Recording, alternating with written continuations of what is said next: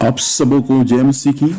प्रिय परमेश्वर का मैं धन्यवाद देता हूँ। परमेश्वर पिता ने हमें 2-3 दिनों से अपने वचन के द्वारा फिर से हमसे बात कर रहा है। हम प्रियो दाख मधु अर्थात मदिरा के बारे में सीख रहे हैं कि मदिरा जो है वे बुद्धि को भ्रष्ट करता है, और जो मदिरा पीते हैं वे हल्ला मचाते हैं और वे बुद्धिमान नहीं वरन मूर्ख है। हम सीख रहे थे मदिरा के बारे में कि राजाओं को और रईसों को मदिरा पीना शोभा नहीं देता। हम इन सब बातों को सीख रहे थे, और जो मदिरा पीते हैं वे चाह कर भी धनी नहीं हो सकते। हम इन बातों को सीखा। आज भी हम उसी मदिरा के विषय में सीखेंगे।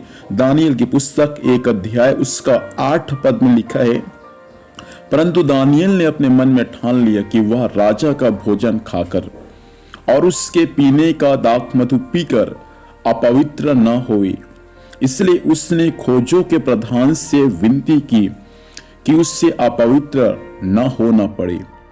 परमेश्वर पिता इस वचन के माध्यम से हम सबों को आशीर्वाद दे। फिर यहाँ पर भी वही बातें दिया गया है जो बातें हमने पिछले समय में हम सीख रहे थे कुछ दिनों से। दानियल जो परमेश्वर का दास था, एक यहूदी था। उसको नबूकदनेस्सर राजा के राज्य सभा में या उसके भवन में उसको उसके सामने खड़ा होना था। खड़ा होने से पहले उसको आज्ञा था कि वे 3 साल तक राजा के राजभवन में रहकर उनको खाना पीना दिया जाए और उनको पीने के लिए दाख मधु दिया जाए, और 3 साल तक जब उसका पालन पोषण होगा उसके बाद वह दानियल और उसका 3 मित्र लोग राजा नबूकदनेस्सर के सामने खड़ा हो सकेंगे। यह राजा का नियम था या राजा का आज्ञा था।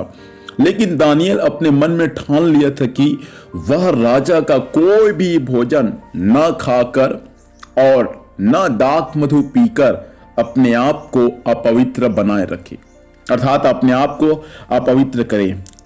इसलिए दानियल ने कहा खोजे के प्रधान को कि मैं आपसे विनती करता हूं कि हमें न तो राजा का भोजन हमें खाने को दे और न ही हमें दाख मधु पीने को दे।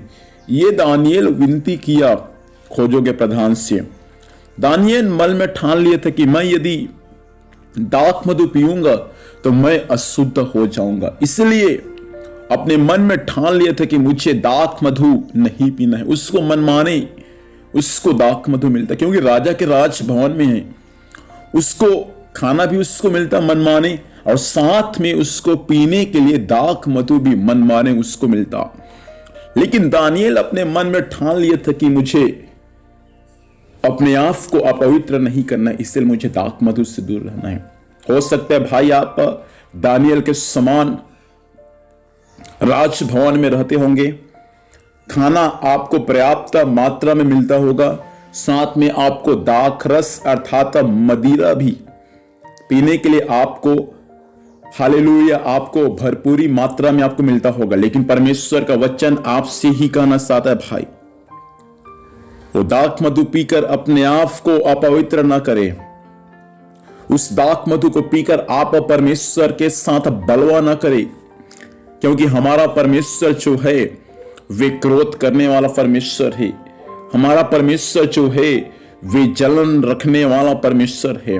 दानियल को मनमाने उसको दाख मधु मिलता, लेकिन दानियल मन में ठान लिया था कि मुझे दाख मधु नहीं पीना है।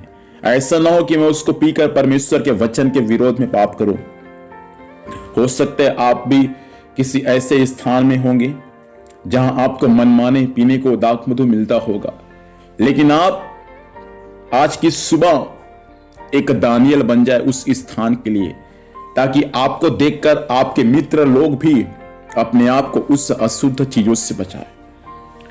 बाइबल के वचन के अनुसार कई ऐसे अशुद्ध चीज का हमें सेवन नहीं करना है, उसमें से एक है दाख मधु अर्थात मदिरा।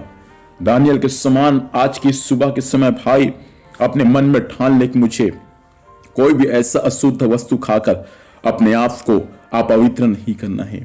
प्रार्थना करें आज की सुबह की परमेश्वर मुझे भी दानियल बना दे प्रभु, ताकि मैं भी स्वर्गीय पिता हर बातों में आप में विश्वास योग्य पाया जाऊं। दानियल को सब कुछ मिलता था, लेकिन फिर भी दानियल सब कुछ खाता नहीं था, सब कुछ पीता नहीं था। आपको सब कुछ मिलता होगा, लेकिन आप सब कुछ खा भी नहीं सकते, सब कुछ पी भी नहीं सकते।